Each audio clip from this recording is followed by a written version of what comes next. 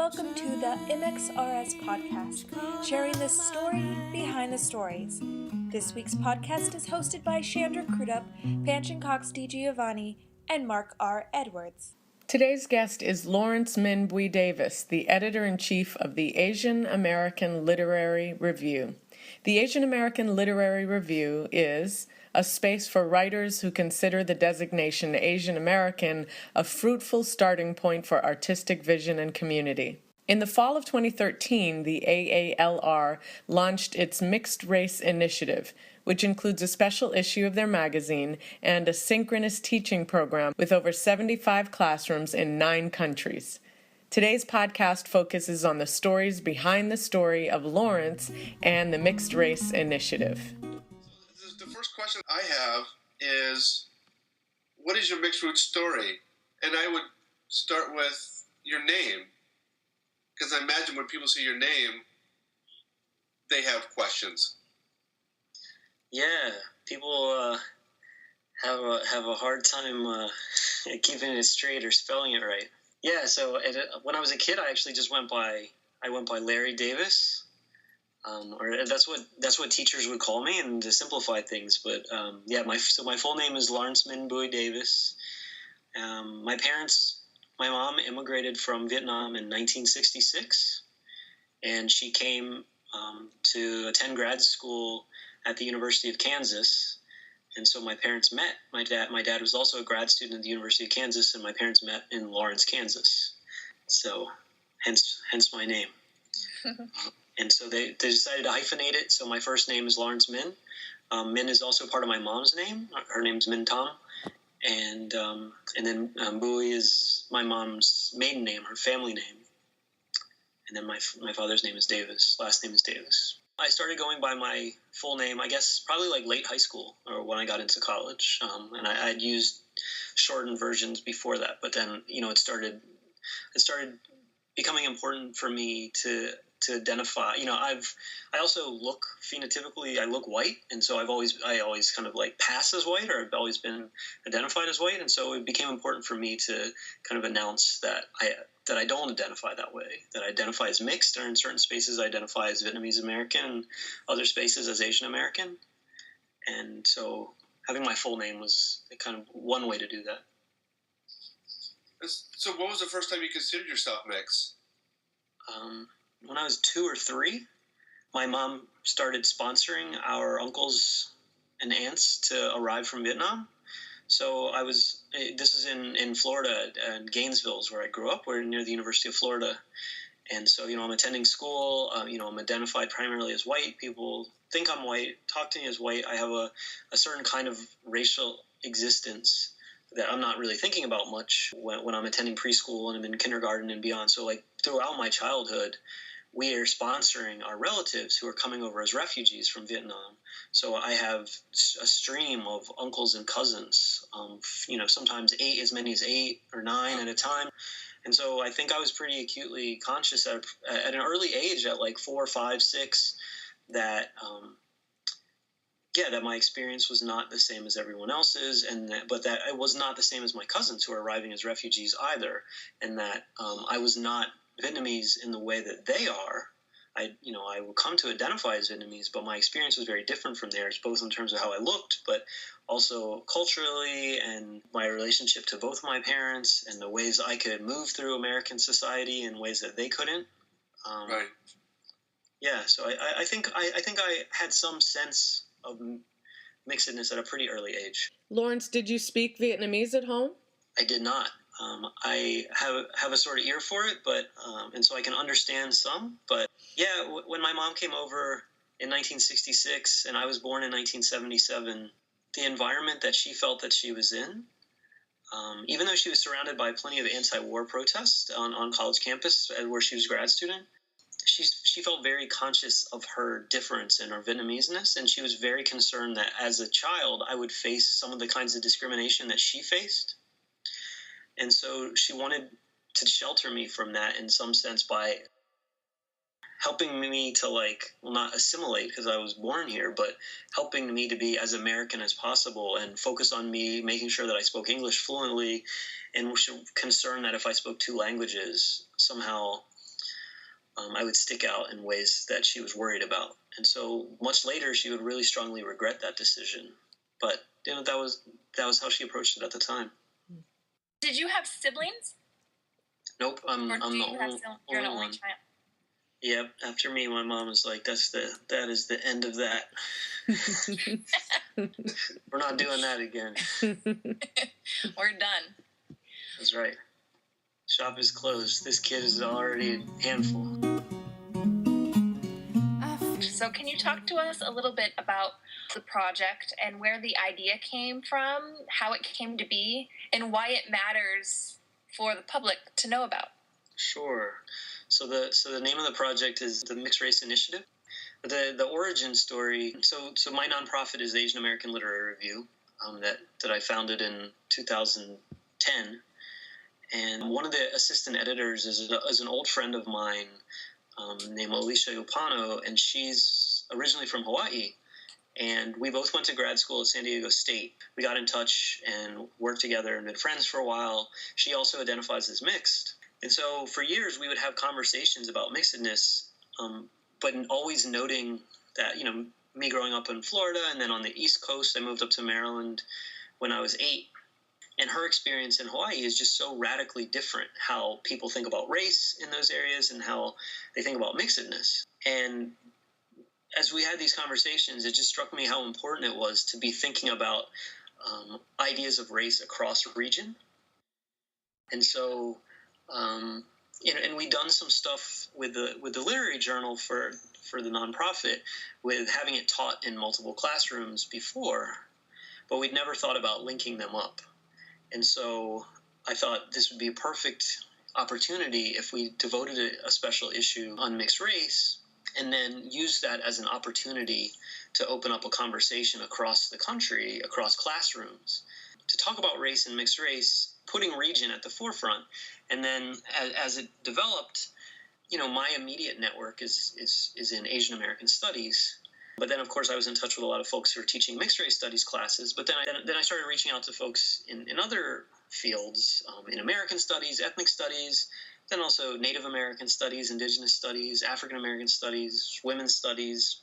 And it became increasingly apparent to me that this could be an exciting project to be thinking across regions, but also across disciplines. So how Asian American studies approaches race in conversation with how Native American studies approaches race, in conversation with how an African American studies class approaches race, and how they overlap and how they differ, and what kind of conversations can emerge from that. And I've always thought that Asian American studies could profit quite a bit from thinking more deeply about mixed race and histories of racial mixing. But I also think that there's approaches within Asian American studies that would help this emerging field of critical mixed race studies. I'm hoping that this project can be a start to getting scholars and getting teachers to think about how bringing some of the tools from critical mixed race studies into their classrooms and into their scholarship will enrich their work, and then vice versa. And so kind of this network that's a feeder system in both directions is what I'm hoping for. I feel the train coming. You want to talk a little bit about why you chose the word race? Yeah, I do. We decided to call it Mixed Race Initiative as a way of signaling what we're up to, and as a way of broadcasting that this is anti-racist work. And that may seem counterintuitive if we're taking the idea of saying mixed race reproduces these problems of thinking of race as a biological construct, say, or race as anything but a social construct that we always need to be pressing on and questioning. And that was my idea, because coming from an Asian American studies background, in Asian American studies, the term Asian American, for many of the scholars in the field, there's this idea that Asian American itself has always been a troubling concept because it yokes together people who are fundamentally very different from each other. And saying Asian American historically referred to Chinese Americans first and foremost, and then Japanese Americans and Chinese Americans, and maybe Japanese American, East Asians. And so what about South Asian Americans? And what about Filipino Americans? And what about Southeast Asian Americans? And then, more recently, there's the kind of troubling fuzzy edges where we start thinking about what about Central Asians and West Asians, and who all gets included in this grouping of Asian American, and who's getting excluded, or whose experiences are getting erased, or when funds go to supporting Asian American ventures, who's getting that money? How's it getting distributed? Who's thinking about representation? And then basically it all breaks down. And the answer is that it never works very well, and that people are always getting left out and excluded, and nobody is happy. And it's a bad compromise all the time. So how do we continue using the term Asian American with any faith? And the answer for many of us is we use it not as a descriptor of these people, these communities, but that we are holding up as an idea or as a critique. Like when we say Asian American, that notion is always up for criticism and continual criticism, that of who's using it and how, and what are we doing as teachers, as scholars, as community members when we say Asian American. What are we doing when we say that? Always assuming that term is not fixed and it's not static, and it's something we need to continually press on, especially in our own usage of it. And so I always approach the Mixed Race Initiative with this idea, or how I think of mixedness. So I say that I'm mixed, but when I say what we're up to or what we're talking about is mixed race, my idea is that that's an idea that's meant to be in question. I'm hoping that what we're doing is destabilizing that idea always and consistently throughout the teaching practices and throughout the issue that we produced and the work that we've asked contributors to produce. And so mixed race as a way of destabilizing race, which I think is at the heart of anti-racist work. I mean, one is recognizing the kind of continual violence conducted in the name of race, but the other is acknowledging that race itself is a construct that we need to question and we need to push on, and that we continually need to ask other people around us to question. So, Lawrence, generally the Asian American Literary Review comes in the form of a magazine, but this mixed race issue was delivered inside of a box. Can you talk about the genesis of the box? There's a number of influences, but I mean, I guess the most immediate is this idea that race is a construction, and so that I wanted to have a box as a construction, like mixed race is a box. This idea of making literal or concrete the construction of race. So this box is race. Supposedly, it's something we built, and so we're going to question that building. So that's a reference or an allusion to the census box, of course, is one of the boxes of race that we think of immediately. But then we've titled within the issue, when you open it up, and there's multiple pieces inside. And so there's 3 different books.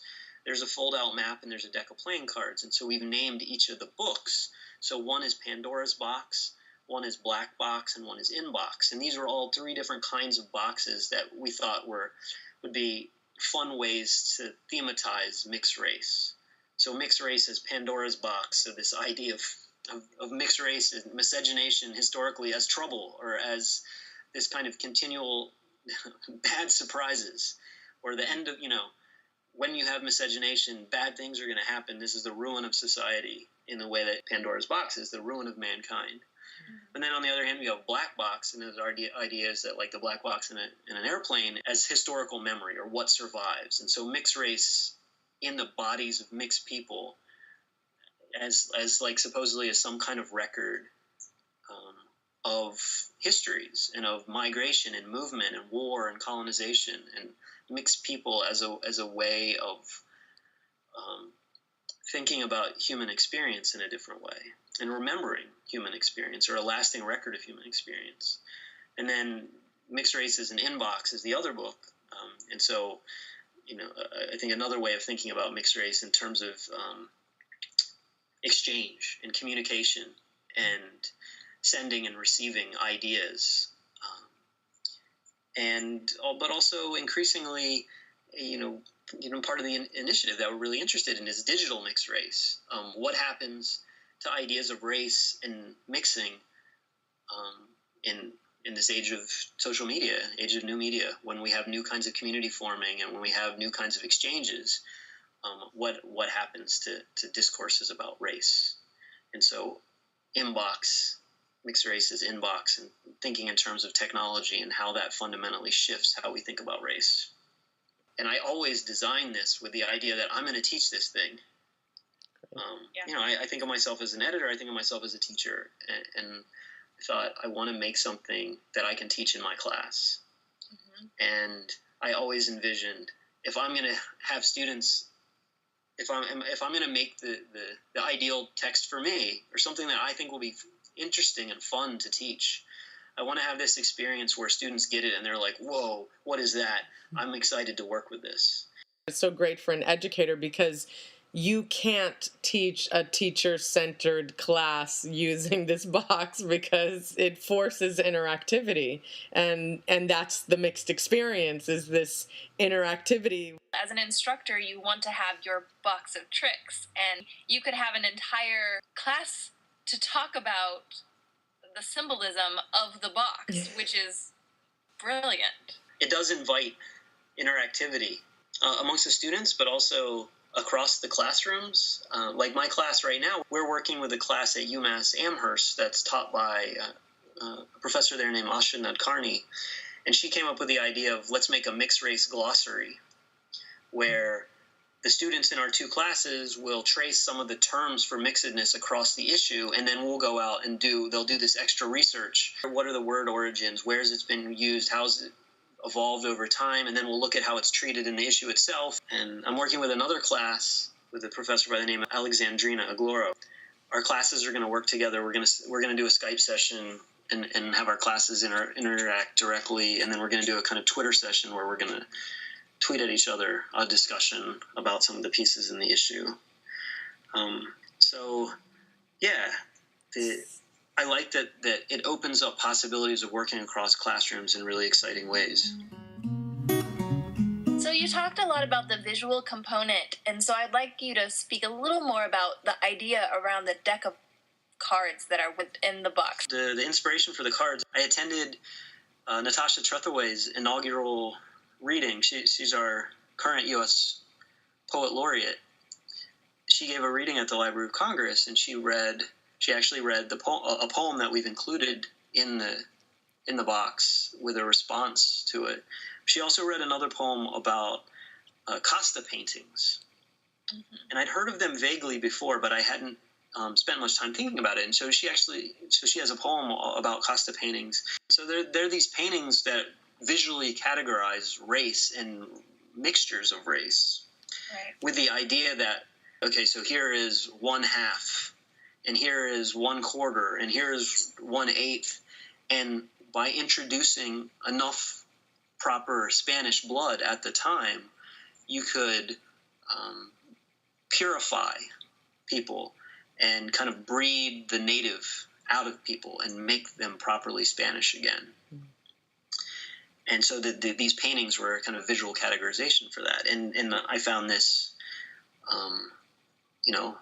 absurd and horrifying and fascinating at the same time. And so I was thinking, like, where else have we tried to do this? I mean, and that idea reflects across so many ways we try and categorize race, but especially visually. And I got to thinking about how in popular culture, across multiple cultures, we've tried to do this. And so I thought about the cards as a way to tackle that kind of pervasive mandate we need to enforce visually upon people that this is how race works, and these are the taxonomies, and these are the hierarchies. Visually we need to kind of code superiority. And so the idea of the cards is we have a standard deck of playing cards. We want them to be functional as a deck of playing cards. But so on the faces, where you would normally have, Jack, Queen, King, we have images of popular representations of mixed race from all over. And on the flip sides, on the backs, rather than just like the pattern that you have on a standard card, we just have straight text. So from a distance, they all look the same because they're just text. But the text is something related, sometimes directly, sometimes kind of more obliquely, to the image on the other side that does some kind of work to help us think about the logic or the illogic of that image. So either contextualizing it, or in some cases explaining it, but always trying to undermine it, parody it, or point out the kind of the absurdity of what that image is trying to do. And then doing it as a deck of cards, because it gives us these opportunities to think about race as this kind of grand game, but to play around with things, and also to put all of these separate visual logics together and see them as similar but kind of functioning in different ways at different time periods in different regions. And like one of the immediate things that came to me is this idea of asking students, or asking anybody who's looking at these, to play the game of like, make a poker hand out of them. Make a, since there's no Jack, Queen, King, based on the pictures and the histories that they contain, make like a three of a kind or a pair. So what would pair with, say, an image of a hip-hop video vixen whose kind of mixedness is sexualized in certain ways? If we reach across histories, or outside of U.S. space, or outside of 1990s, 2000 era phenomenon, where else can we find something that pairs with this, that uses a similar kind of logic to think about race? And I think that that's a kind of fascinating exercise. It's very, very important to me. And I have had questions about this. Is what does it mean to take those often extremely offensive and painful images and reproduce them? And I think the important thing is that these images are out there and they circulate. And so reproducing them is kind of bringing to the surface what is there, fundamentally is there and out there and findable, and not just findable, that we're bombarded with in some form or another, but that you cannot see these in these instances. And what we're doing, you cannot consume these images uncritically, because they are always paired with text that works against them, that undermines their logic. I mean, I see the text as sometimes more directly than others as anti-racist work. This is the writing that we do that says these visual representations are not who we are. They do not encompass our existences. They do not speak for us, and they shouldn't speak about us. They're there, but we can do the work of speaking back against them. And we can pass it along. We can ask other people to question the expectations and the ideas of these representations. My question is, how do we make this work accessible to the very people that need the benefits of anti-racist and anti-classist? How do we make this accessible to those folks?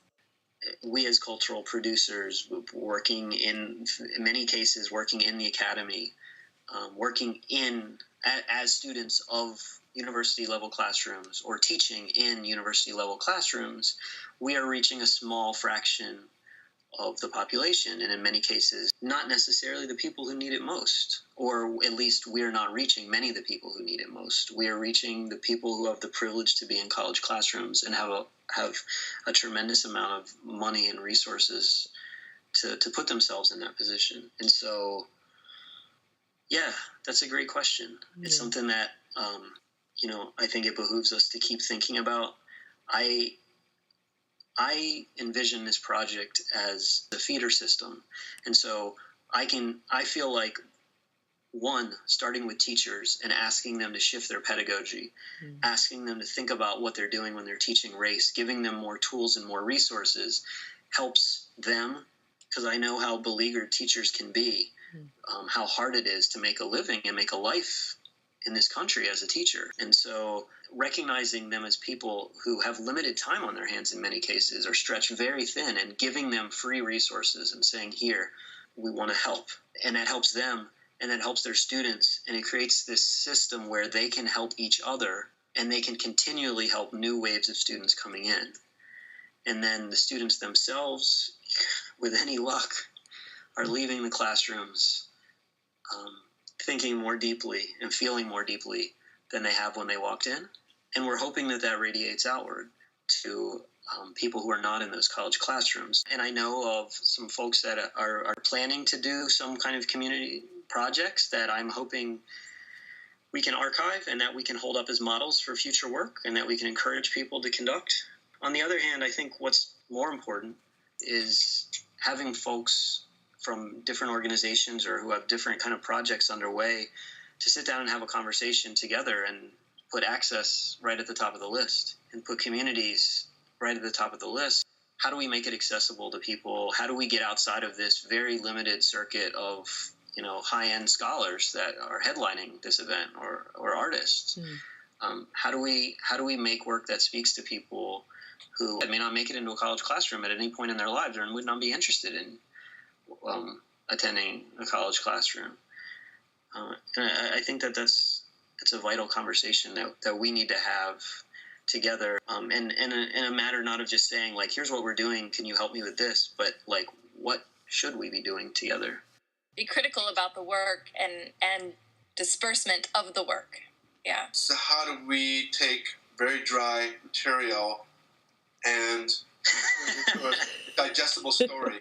Once people have a chance to sit down and start saying what brought them there to do the research, that's revelatory, and that's what gets people excited. I agree. And I think that impulse is one we always have to keep in front of our minds, that whatever the work that we're doing and how important the theory, how important the scholarship and research that's being conducted, that it has to be accessible to a broader public or it only does so much good. This is part of the reason why I got into nonprofit work in the first place. I'm a PhD student. I've been a PhD student for a long time, and I was looking at my work and I was, working on my dissertation, and I was thinking to myself, I think I'm doing important work, and I think all of 10 people are going to read it. And I have these ideas to do other stuff that I think would reach a lot more people and could be a lot more meaningful and impactful, which is not to say scholarly work isn't impactful, but it needs to think about what it's up to and who it's serving and who it's reaching all the time. A part of this project that I haven't talked about at all, actually, that speaks directly to this question, which is throughout the life of this project, I've conducted internships at the University of Maryland with Maryland students who have been on board doing everything with this project from top to bottom. And I've tried to give them as much responsibility as possible. And they were making major decisions about what would be included in this issue. We acknowledge and value the perspective of young people. And there's some pushback on that. There's people that got really pissed at me. They're like, I'm a tenured professor with 5 books. I'm not going to have my proposal weighed by a 19-year-old kid who hasn't read anything and hasn't thought very much about race. Well, and I think not? I think that's a great question. Yeah. A, why not? And B, why are you so mad about it? Why does it make you so upset? Let's talk a little bit about this. Where does that hesitance come from? Right, speaking of constructs. I agree. And so I asked the students that question. I said, this is what people are, or sometimes they got it directly. Sometimes they were the ones fielding those emails. And we talked about it as how do you feel about this? And where do you think it's coming from? Like, we can easily just say, it's ageism, or, it's this hierarchy and you got to pay your dues. Or we can try and step back and understand it and not take it personally, and try and make sense of it and then figure out how to work around it. We're not changing our position. You still have that authority and that responsibility of making the decisions on what this project is ultimately going to look like. But we got to think about why people are upset about it. And I think that was a good process for them, and I think it was a good process for the larger project to kind of try and come to terms with some of that resistance. And I agree, in some sense, that these students have a tremendous responsibility to read and to learn more. But I was always very loath to say, just because they're young and just because they haven't read as much and experienced as much as some of us who are getting a little older now, doesn't mean that their perspectives aren't extremely valuable. Mixed Root Stories wants to thank Lawrence-Minh Búi Davis for being our first guest. We also want to express our gratitude to Rachel and Tu, also known as the singer and the songwriter, who created our wonderful jingle. Thanks also to John Crump and Terry LaFleche of TightlyCurly.com for helping with our website, and Benjamin and Tamika at Zerflin.com for designing our logo, which we'll be unveiling in a couple of weeks. You can subscribe to our podcast on iTunes, and while you're there, we'd appreciate a review. Our mission at Mixed Root Stories is to celebrate and strengthen diverse communities through the power of sharing stories, and we'd love to hear and share your story. Please visit the Promote Your Story link at www.mixedrootstories.org to tell us about you. We can't wait to hear your story.